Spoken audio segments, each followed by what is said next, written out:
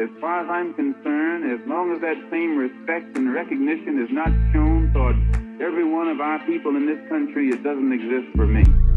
And during the few moments that we have left, we want to have just an off-the-cuff chat between you and me. Us. We want to talk right down to earth in a language that everybody here can easily understand.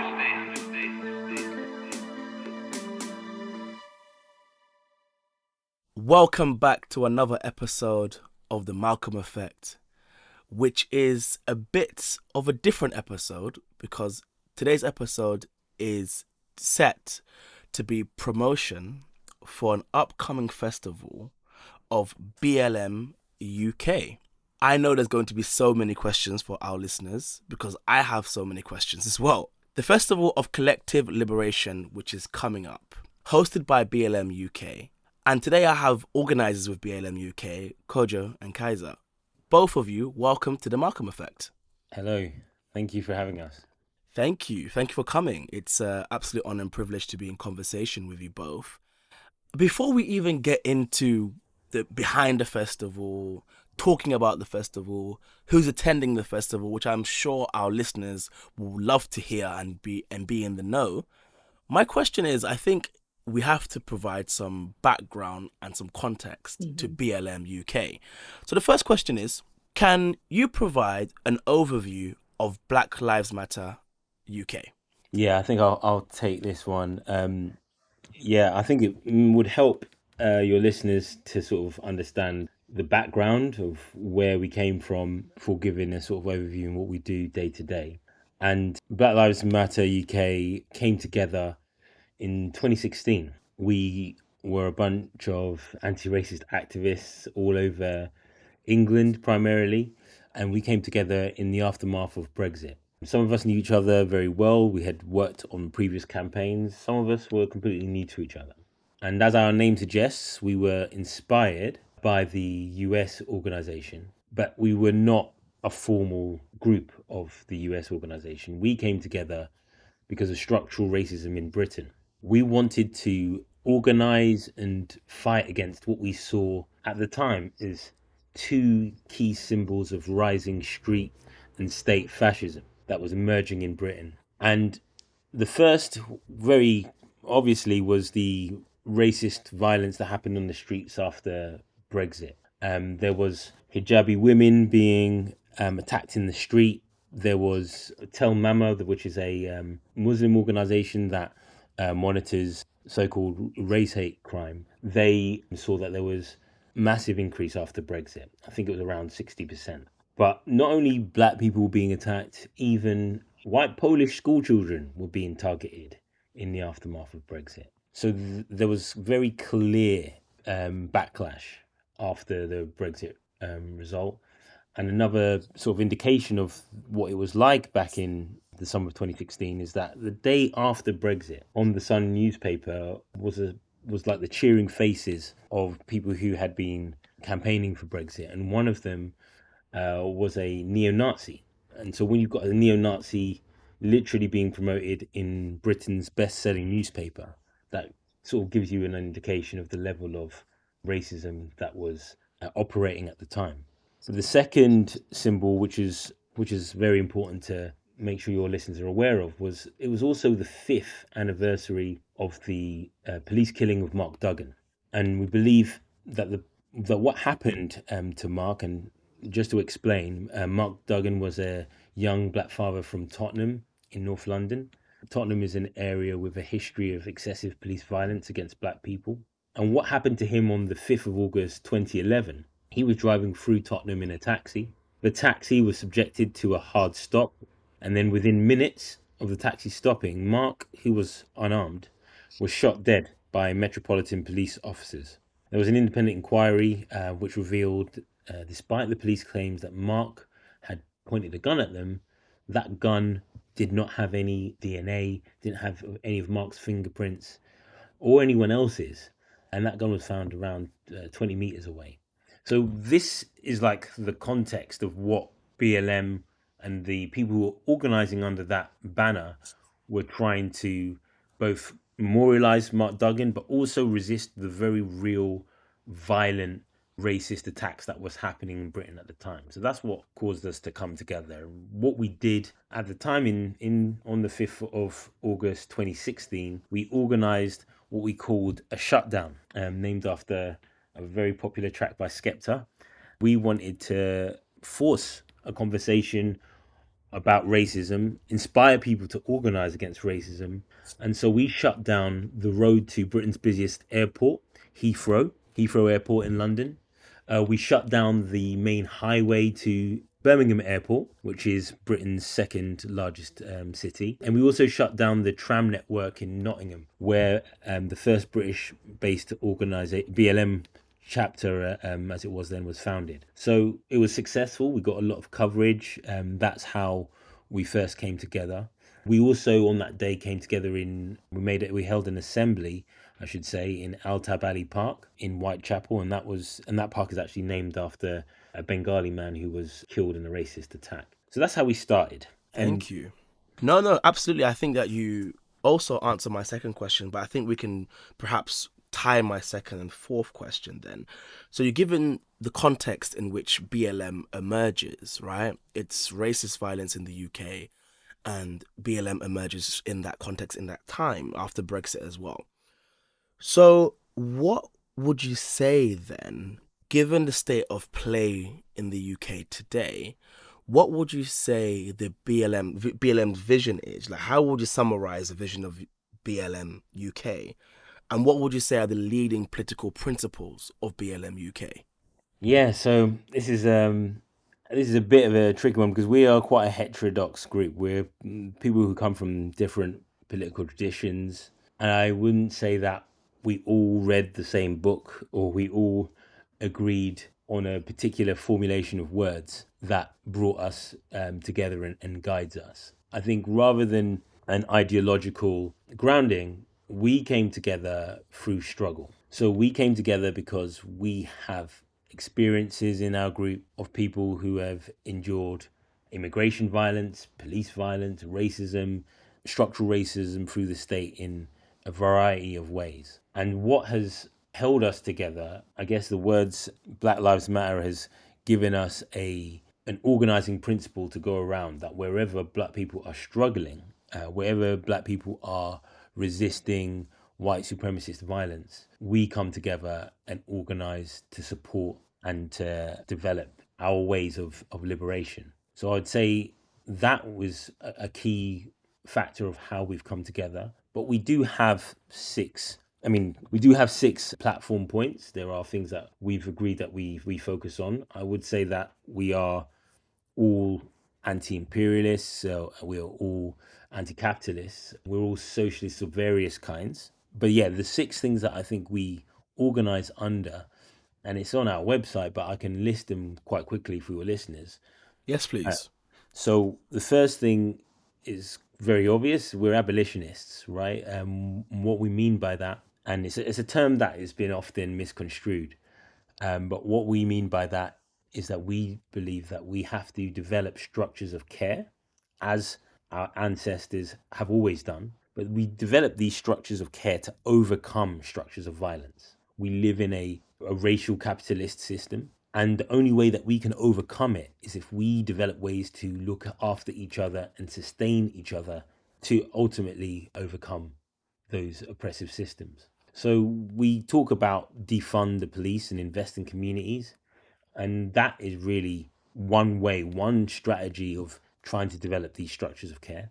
We're also organized around ending the hostile environment and border controls. This is something that's close to my heart. Like, I've got members of my family who have had to endure horrific things because of the immigration system in Britain. Where one example is that, I won't say who, but there's a member of my family who had to hide when her husband died in the home because her immigration status was not yet settled. It is now, but her husband died suddenly. The police obviously had to come and find out what happened, and she had to hide. And that's just a very small indignity in comparison to what many others who are currently held in detention centres across Britain are facing. But because of this violence, these violent systems, we organize and say that we want to end not only the hostile environment but all border controls. We then also have transform education. We want an education that values Black lives, not disregards or discards them. Funding Black futures, where people in Britain, Black people in Britain, can see decent free healthcare, jobs, social housing, rent controls, and so on. We are also about international solidarity of an anti-imperialist kind. And also, lastly, but very importantly, we need that joy to sustain us. We believe very much in developing our resistance and our community through Black arts and culture.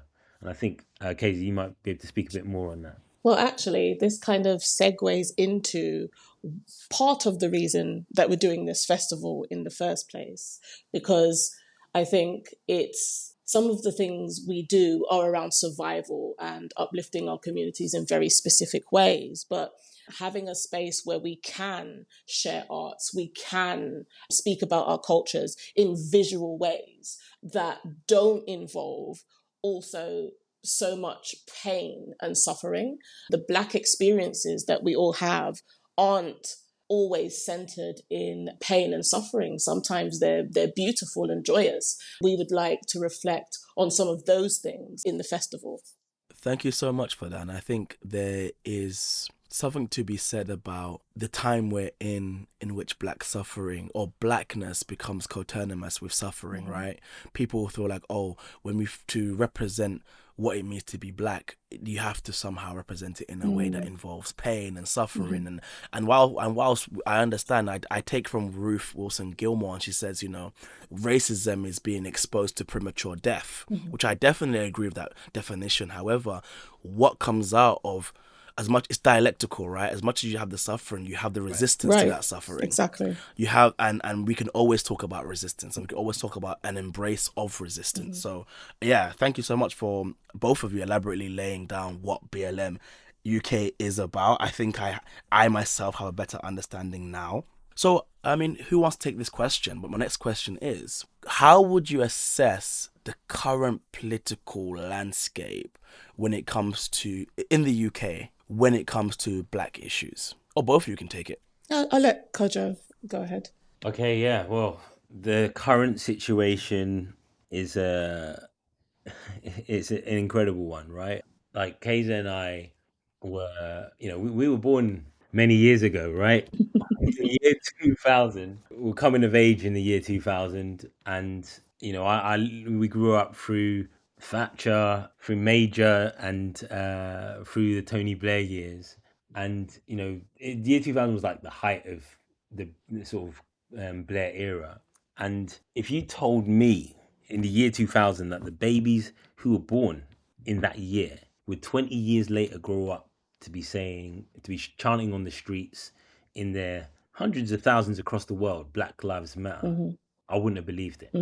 I think also, can we start with kind of destroying the myth that there is a Black community? We're not a monolith. Like, we have communities who are Black with, differing histories, needs, cultures, etc. And also what works for one group can't and should not work for some others. As Kojo has said, even though we are age mates, we have very different backgrounds, we have very different cultures and experiences. And so, we are Black British citizens in terms of, we have a British passport, we have the right to work here. But then when we look at kind of some of our siblings who are in detention centres and, those being forced to live on the Bibi Stockholm barge, we can see massive differences in the need and also the voice. Do they have a voice? We can look at Black people with the legal right to live here, but even some of them, then when we look at that, we can see that over half of all Black children are living in poverty, twice the rate of the white British population. Black adults are twice as likely to be unemployed. And then when they are employed, it's more likely to be in low wage, in Right. precarious employment. There are so many layers when we talk about blackness in this country, and we have to look at it in the broader sense rather than just saying, the black community, because it diminishes those experiences. And it's our duty as BLMUK, black organizers resisting, to make sure that we are looking at the broader picture when it comes to blackness in the UK and beyond. Right. So Absolutely. Just a cursory glance of let's say social media, right? Which is it can often be a cesspit, but I think just a cursory glance of let's say Twitter or Instagram, and look at the comments, look at the discussions that quote unquote pertain to black life. And you see the disagreements, right? And people will maybe put these disagreements to what they want to call it diasporic disagreements, or they want to call it north-south divide, and they want to whatever they want to name it. But I think essentially what I'm saying is exactly what you're saying, Kaiser. The black community isn't a monolith, and what you're seeing play out are these differences within the black communities, right? Mm-hmm. You're seeing the class divisions play out. You're seeing the wealth disparity, the people's different cultures. Have they grown up in more white environments? Have they grown up in middle class environments? Are they privately educated? You're seeing this play out, right? And I think black organizers do black folk a disservice if they fail to recognize these differences, because what you're essentially saying is that I'm catering quote unquote to this nebulous concept of the black community, when in fact you're only serving one part of the community, and that part of the community becomes overrepresented for black community, for black life. So I absolutely agree with what you're saying. I mean, I'm saying that, but I'm also saying much of what we're doing, we are learning from our very recent ancestors, but also we're learning on the job as well. A lot of the things that we're facing, we haven't faced before in these ways. And so it's also our duty to give each other grace, to say that, we are facing, a massive system, and there are only a few of us. And so I think we also need to recognize that we are also black people within this organization. We are, and all of the other black organizers doing this work. And so we must have grace, care, and softness with each other. We all need that. Yeah. I mean, absolutely agree. Like, there is a diversity of the black experience within even my small part of London, let alone like the entire nation state that is rainy fascist island, Britain. But yeah, I think in terms of the current political context, to tackle your question in a bit more detail, like what we've kind of been referring to is that Britain is in a period of decline, right? Not only imperial decline, but the small scraps that it offers the working classes in this country, that is being withdrawn, that is receding. The NHS is on its knees. It's also being weaponized to punish trans children and trans people more broadly, and obviously that disproportionately then affects black trans people more. The NHS is also being weaponized against non-British passport holders, right, where they have to pay an immigration surcharge. We're seeing the importation of the Australian style stop the boats narrative, and also I guess what was pioneered in Israel with the Rwanda scheme being brought into this country. We're just seeing a much more punitive welfare state, if you can still call it a welfare state. And in that context, there's rising poverty. We're seeing the reverse of all of the gains that happened, the social gains that happened during the Blair years, which I enjoyed. It's weird to say I enjoyed it because it wasn't a great time, but in comparison to children who were born in the last 10 years, it was relatively better. So the context that we're operating in is where we realize that people are suffering at a level that actually recently hasn't been experienced. There was no such thing as food banks. Like, I did not know of food banks growing up. It was not a thing. And the fact that now there's food banks that are serving over 1 million people is wild to me. So, we've also seen the right, like, the Conservatives have brought the first non-white prime minister. Not that that's particularly important to me, but it's symbolic of how the right has co-opted identity reductionism, right? Where they can say, look, we've got a multiracial cabinet. How can we be racist? And we know that's obviously wrong, right? I mean, the administrators of empire historically were inside people were black and brown people, Mm-hmm. right? The British state. So that's not a massive shift in imagination, but they're using that. And we see the tabloid press, not only the tabloid press, the so called quality newspapers also that defer to that. Mm-hmm. Oh, this is being fronted by a brown home secretary or a brown prime minister. So therefore, we can't talk about racism. And I think that misunderstanding of what racism is, what actually constitutes state sanctioned racialized violence, right? And you used Ruthie Gilmore's definition earlier. That idea is being lost, and it's also being divorced from what is happening globally. Like what is happening? Well, how is imperialism moving in Sudan, in Congo, in Tigray? Mm-hmm. So yeah, I'll stop there. But I just wanted to sort of give you an indication of the sort of things that we think we're having to contend with in Britain today. No, I mean, all hats off to you folks as organizers and the organization, because particularly in this time, given that we know what happens, right? Whenever capitalism, which is prone to crisis, produces the contradictions that we continue to see, and all too often politicians will capture that or try to capture those feelings of alienation, which is very normal for people to feel, and funnel it into fascistic directions, right? So it is hats off to folks organizing under those conditions in this moment, because it is not an easy feat at all. So I think we've given our listeners great context, great background to BLM, what BLM UK stands for. I think the $1 million question, which so many would want to know, is does BLM UK have a connection to BLM in the USA? So not formally, no, but we have over time, developed relationships as we would, because we're organizing in these ways, and it's very similar with, individual members from BLM in the US, and also some families who have suffered state violence towards their loved ones from UFC have gone to the US, and some families from the US have come to the UK to kind of develop strategies and see the landscape for each other. And we've been working to support the UFFC in the UK since our formation. So many of us were supporting the UFFC in some way before we kind of organized as a group. And so just a little bit about the UFFC, just in case your listeners don't know. So the families within UFFC are a coalition, and they are seeking justice for their loved ones who have been lost due to state violence.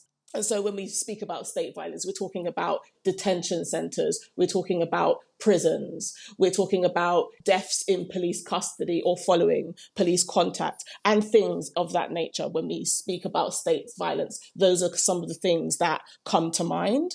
And they are a membership organisation whose activities entirely directed by them, the members, the families, but also, to be clear as well, they are not funded by the government. And so they do rely on donations and other support to keep them going. So I would urge anybody to look up the United Friends and Families campaign. And of course, we can drop the website for promotional purposes after. But they've been organizing for over 20 years. And if you can imagine, you're going through the death of your loved one in these circumstances, and then you automatically, if you have capacity, become a campaigner, an organizer overnight. And you don't know where to turn. Well, this is an organization that some of these families do turn to. So they do like really incredible work, like organizing demonstrations, connecting and approaching the media, holding vigils outside police stations when some of these things do happen. And they do urge the judicial system to respond to the evidence of police brutality. And it's actually their 25th anniversary this year in their organising. Of course, BLM UK is supporting with their march, other activities for them to come together for this it should not be a 25-year anniversary, just to make it clear. Families should not be going through this. It shouldn't be a thing that they go through. But also, there aren't tens of thousands of people at their marches every year. There aren't tens of thousands of people donating to them every year. And that's one of our goals, our aims, is to amplify what this group does and to try to, get other people to support in any ways that they have capacity for. That's right. No, that's absolutely. Yeah, the United Families and Friends Coalition Against Deaths in Custody is UFFC, and they are not a very like highly known group, despite the incredible work they Mm-hmm. do. It is made up of grieving families. Mm-hmm. Like, it's not a club anybody wants to join, and yet, despite their grief, they organise for justice and have been doing it for, as you say, 25 years. Mm-hmm. Just a bit more on our relationship with the US. I mean, yeah, as Kaiser said, we have never had a formal agreement, or we've never formally joined the US organization, but individuals have in BLM have very close relationships with individuals in BLM US. And I think, like, we've gone through a lot of things. We haven't talked about 2020 at all, so Mm-hmm. I won't go into that right now. But yeah, we've developed our own way of organizing and articulating ourselves in a way that's distinctive to Britain. And though there's that informal relationship, there is no formal link. Let's go back to 2020, which was what people are still calling the global reckoning on race, the global racial reckoning. It was a time in which, so many people became activated.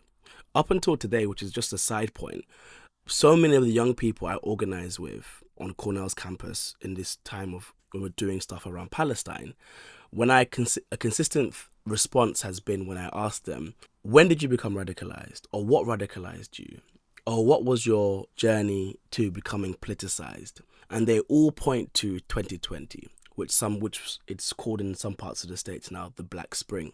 It was a time in which so many organizations emerged, so many organizations became activated, and the good old liberal felt that they had to donate some money to assuage their liberal feelings of guilt.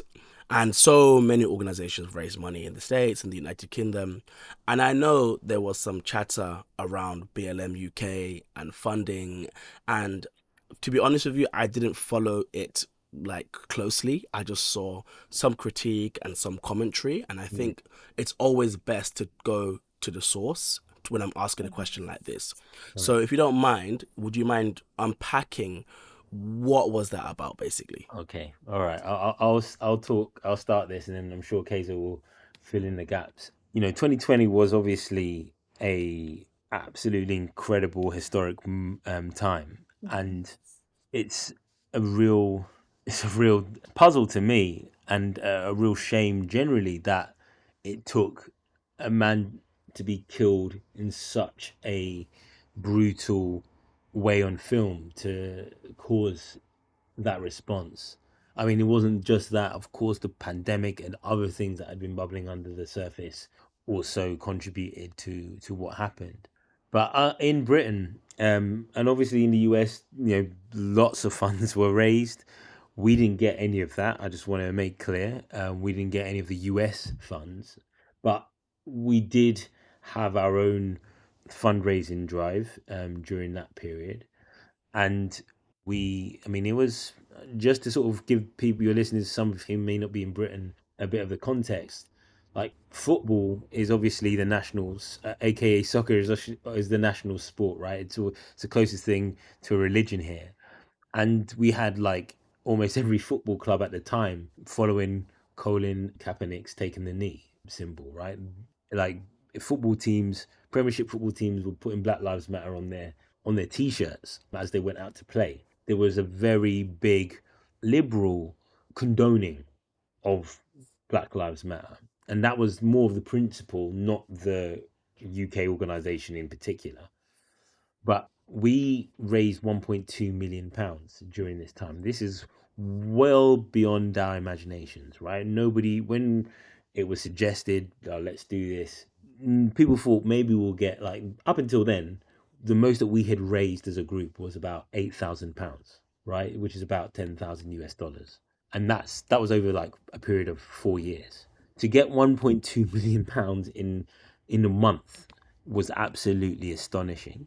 And also, to make clear, because maybe we haven't made this clear for your listeners, we were at the time, and mostly still are, a voluntary led group. In 2020, we were all volunteers. Nobody was getting paid to do any of the organizing that we were doing. We were doing it out of our deep commitment towards Black liberation. Mm-hmm.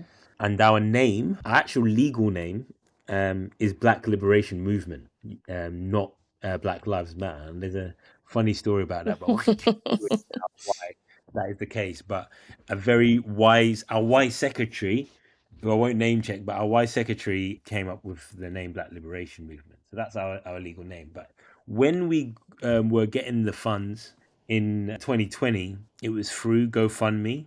Kaysa and I were very much involved with talking about me. Yes. We did not receive the money immediately. A lot of people were like, "Oh, why haven't BLM said what they're going to do with the money? Why are they not spending the money?" Like, within a month, right? By August, people were cussing us out. We hadn't even received the money, right? It didn't drop. We didn't receive the money because at the time we had to develop a new bank account, because the bank account we were using before, we couldn't use to receive £1 million. We actually had to go through legal registration because, as I said, we were volunteers. We were just a group of volunteers. Now we had to become a legal entity. And We had also, Yeah, go on. just to cut in slightly here, at that time, many groups were raising large amounts of money, many Black-led groups, because anything with Black in it, people were just throwing money at it at the time. And fortunately for those groups, which is how it should be, is that you could get a fiscal host, which is an organization with a bank account, with an infrastructure to hold your money for you so that you can then receive the money. Nobody would help us. Nobody would be our fiscal host. And then when there was an organization, which I won't mention, that There. wanted to, their board did not, half the board did not approve it. And so we were unable to receive the money in such a way that the public would then say, oh, this organization who we know and trust has the money. Great. We were unable to secure support in that way because we are BLM. And so I'll hand back over to Kojo now, but just so you can kind of follow the landscape that we were kind of going through at that time, which was an important time for all of us, but also a very challenging time for us as a group. It was, as the prophet Christopher Small said, more money, more problems. That's what we Yeah. faced. That is what we faced. I don't need to go into all the ins and outs, but it was a stressful time, and we had day jobs. It was the pandemic. We had members who were grieving with loved ones, family. All sorts of things were going on in our day-to-day lives, and then in our spare time, we're trying to organize Black Lives Matter and work out how we're going to get the incredible funds. Like, it was over 36,000 donations that we received that led to that £1.2 million. But we were under intense scrutiny, and this was all while we had day jobs to do, And we right? were supporting people on the ground. So a lot of the people who were protesting and out in the streets, a lot of our members were kind of supporting them in terms of arrests, in terms of making sure that they had, people watching what was happening at these protests to keep them safer. There was so much background work that was happening during that time on top of doing this area of the work. Yeah. So just to wrap up, basically, it took us about four months. So it was about late October, I believe. We eventually got the funds, and we got much more than we anticipated. So we also had to think, now what are we going to do? And what we ended up resolving ourselves to do is, we saw that people who donated to us were not donating because they knew who we were, because we're not famous. Like, a lot of us are not known at all, but they were donating because of our name and the idea we represent, which, we would articulate as Black liberation. Some people might see it as equality or other things. But we saw that this money was not actually for us per se, but it was for the broader anti-racist, black-led anti-racist movement. That's how we interpreted the funds that we received. So what we ended up doing over 2 phases, we decided to distribute half of the funds that we received, which we didn't have to, right? We could have kept it and said we're going to use it for our plans and whatnot, but we thought no, that wasn't right. We wanted to support groups that were in all honesty were like more not resourced but more organized in particular ways, that they had like a particular grounding in helping like black cleaners across London and the southeast. So we're like, okay, because you're helping these workers in struggle, we're going to give you money to pay for a black organizer. And that's what we did with one of the small radical unions in Britain, UVW, United Voices of the World. We decided to support the only African domestic violence charity, Sister Space. We gave them funds to say, look, you are doing this work. You're better placed than us to be doing this work. So, here's some funds from what's been raised towards your work. We funded queer groups. We funded a lot of, initially, it was groups that we were aware that were doing good work. That was the first wave, where we came together, we drew up a list, and we funded groups according to the 6 items I talked about earlier, the 6 platform points. And then the second wave, which took a lot more time, because again, people have to realize we were doing this on voluntary basis. And that probably meant that we moved a lot slower than actually we would have liked. But it wasn't until 2022 where we actually distributed the larger bulk, the 350,000 to groups. And we did not just distribute groups in Britain, because we are internationalists and we're anti-imperialists. So we actually also funded, and I'll name check just 2 international groups because they've got a profile, and I think your listeners would do well to sort of follow them. Abakali Beshmujandolo, which is a Durban-based shack dwellers movement, which is now well over 100,000 members strong, but they were a bit smaller at the time.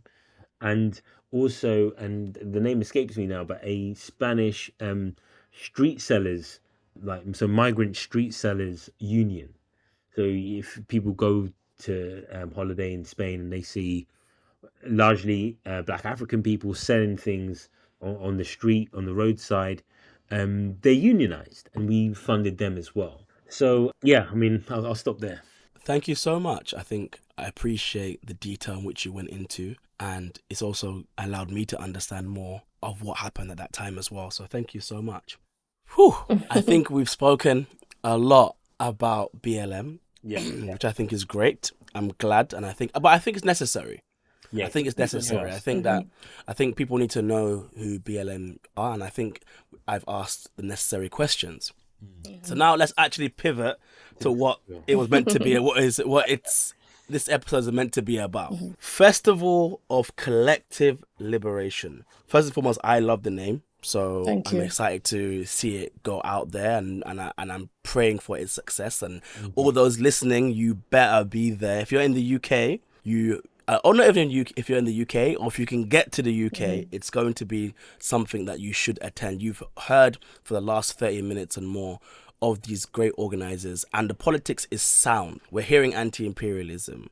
We're hearing stuff that centers black liberation, right? So the politics is sound, and this is something that I think in this moment, given where we are, a festival like this is necessary to bring people together around a radical politic. So I thank you for organizing this and all those involved.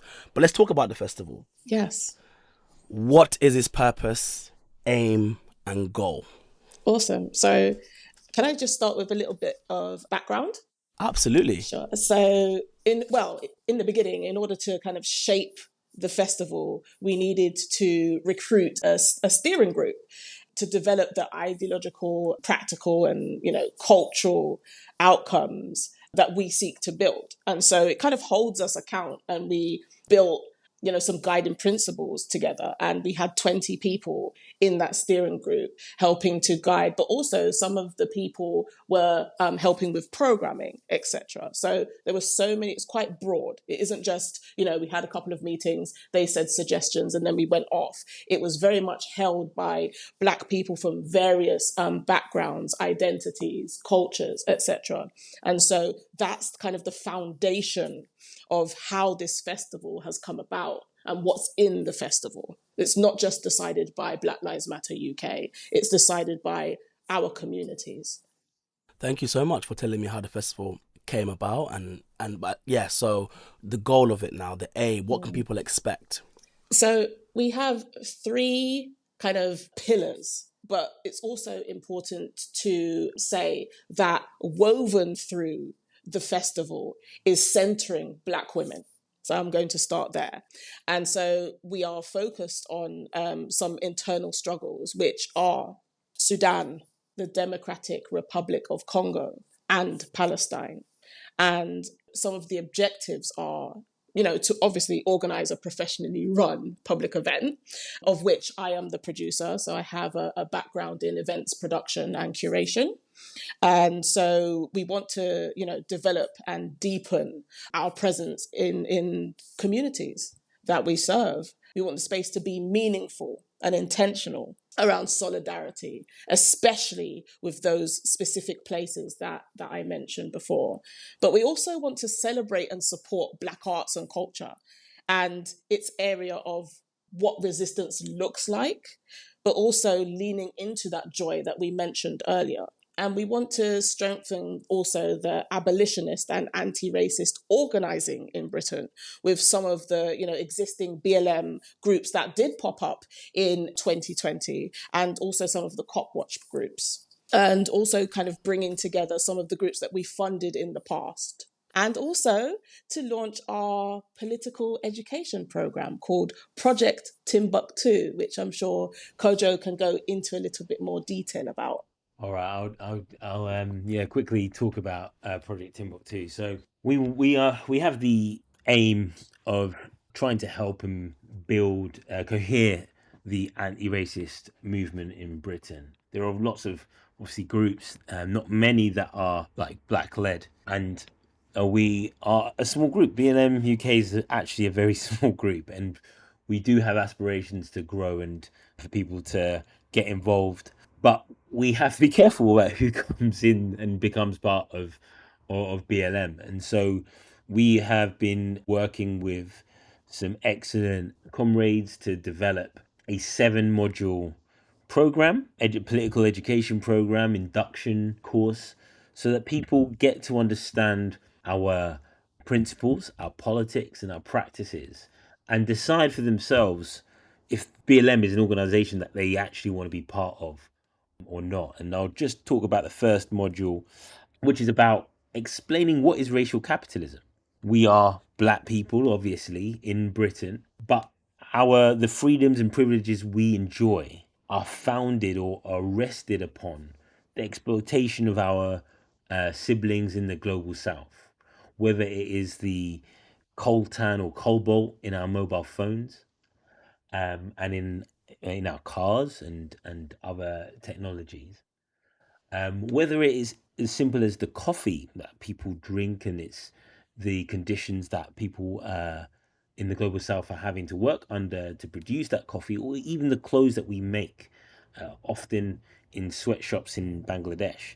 And so we want people to understand that as Black people, we're not just victims, and we're not primarily victims. We've got our own agency. But in the global north, we are complicit in processes of racial capitalism. And we want our prospective members or people who are interested in getting more involved to have that grounding. And so that's what Project Timbuktu is about. Thank you so much. And I'm sure in the subsequent episodes we'll speak more about Project Timbuktu, actually. I think it'll be worth to hear more about that. Okay, so what can attendees expect from the festival? Okay, so we want to create a festival of Black creatives, thinkers, and community organisers. People can come along to help develop new partnerships, learn more about us if they want to, and also other groups organizing in the UK. That's really important to us. They can connect with cultural workers, but also they can enjoy the arts that will be shared in that space. We have an exhibition by the wonderful Dilemma, who is a Nigerian Igbo artist, and she's kindly allowed us to display her portrait collection, which is about Black British service providers. So they're all Black women, and these paintings are painted with gold as well as other materials. They actually come with a detailed story in a scroll, which tells us about that person's individual journey in Britain. And the scrolls can only be opened when the collector purchases the painting, and the scroll will then be revealed. And so that and some other arts taking place on the day is some things that you can expect from the kind of that area of the work. But also we have a film program curated by Campbell X. And now Campbell is writer, a director, who directed the award-winning queer urban romantic comedy, and it's a feature film called Stud Life. And Campbell is also in post-production on his second feature film, which is called Lowrider, which was actually filmed in the Western Cape region of South Africa, and it's starring Emma McDonald and Tishiwe Sukubu. There are so many other kind of areas of programming that we're looking at, but that's just a taste of what people can expect on the day. Okay. Giving a little away, Yes, not giving everything exactly. away. We have announcements to make. Okay. Okay, all you have to know, you have to be there. Yes. Okay, you have to be there, Yes. people. You have to be there. Well, I'll just quickly add two more things just on like panels and Yes, workshops. please. Because yeah, I mean, we've got people who, as we said, we're focusing around Congo, Sudan, and Palestine. So we're going to have really important discussions about the situation for women in the Congo at the moment. That's going to be a core part of the discussions. We're also going to look at the histories of the Palestinian liberation movement and Pan-Africanism. We are going to have also discussions, as I say, about Sudan and what are the climate sort of impacted resource grabs that are motivating the conflict there. This is my final question before we kind of wrap up. What is the primary takeaway you hope attendees will gain from the festival? So mine is short and sweet. So I hope that people leave with hope, with joy, feeling loved, and have made new friends and collaborators. Yeah, I'd echo that. I think we're really wanting to bring a space where people feel nourished. We are in a period of austerity and political constrainment, and we want people to feel that they are getting nourishment, energy, definitely a lot of joy, but also leaving with a desire to work with us, to get involved in what we're doing, because all we have is each other. And whether it is the genocide in Palestine or the situation in Haiti, we have to work together both locally and internationally to work out our own salvation and get rid of this miserable condition called white supremacy. Thank you so much. So, where is it? When is it? And how do people get tickets? So, the location, this is an exclusive for your listeners. It is going to be at Friends House, Euston. So it's right opposite London Euston train station, prime location. We've got the entire building. It's on Saturday, the 13th of July. Doors open at 10 a.m. And we are going to be going on till 8 in the evening. I can't remember what the other question was. How do people get tickets? All right. How do people get tickets? Right. So importantly, on our socials, we have a link that we are sharing on our socials. We probably should have made a short link. I'm just realizing that we could have read out loud, but I guess you can add it in the show notes. I guess so. A link. Yep, I'll add it in the show notes. Yeah. So that'll be how people can get tickets. It's not the most straightforward process. It's a 2-stage process to get tickets. So The first stage is that we want people to register, and the link will be in the show notes. And then after a period of time, no more than 2 weeks after people have registered, they will be offered tickets to purchase, and it'll be ranging between £10 to £20, depending on people's ability to pay and if they want to give solidarity donations and so on. But the reason why it's not first come, first serve on tickets is because we're wanting to make sure that this festival is attended by people across the country.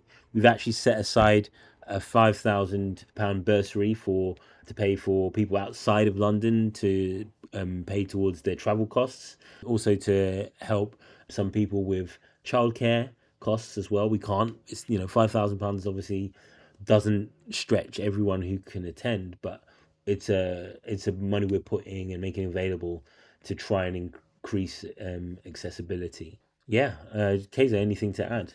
Also, just to note, there will be a quiet/prayer space with it curated within the building, just so that anybody concerned with access issues or sensory overload or any other access needs which would require a quiet space, that's something that has been curated in as well. You heard it here first. Be there at the festival. I know it's going to be amazing. And this series is one of 3 episodes I'm doing with BLMUK, and the subsequent ones will be released shortly. As I said, the link to get tickets will be in the show notes in the episode description. And until next time, peace out.